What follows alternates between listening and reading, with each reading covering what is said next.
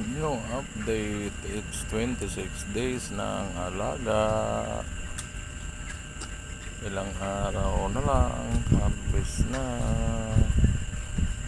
Thank you so much all for always support. Please comment down below. Thank you so much. We love you all. That's all for today's video.